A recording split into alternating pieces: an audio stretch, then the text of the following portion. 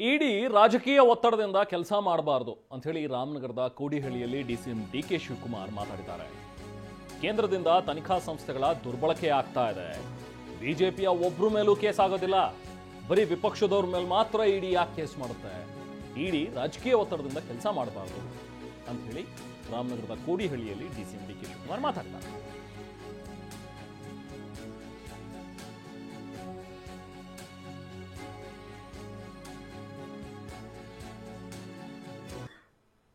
Case ತಗೊಳ್ಳಿ, ನಾನು Tihar jail ಕಳಿಸಿದ್ರು, ನನ್ನ ಮೇಲೆ ಕೇಸ್ ಆಯಿತು. ಆಮೇಲೆ ಕೇಸ್ ಈಗ ಅದು ವಜಾ ಆಯಿತು.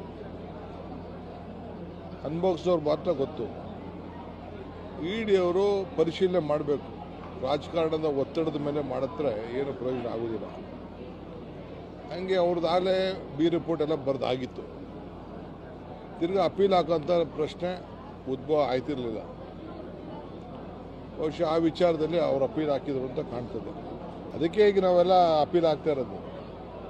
ಯಾಕೆ ಬಿಜೆಪಿಯವ್ರ ಮೇಲೆ ಒಬ್ಬರ ಮೇಲೂ ಕೇಸ್ ಇಲ್ಲ,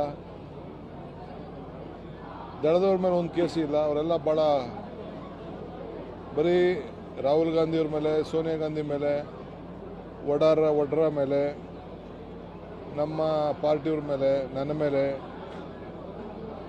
ಈಗ ಬಿಜೆಪಿಗೆ ಹೋದವರೆಲ್ಲ ಕ್ಲೀನ್ ಆಗ್ಬಿಟ್ಟವ್ರೆ. ವಾಷಿಂಗ್ ಮಿಷಿನ್ ನಂದೇ.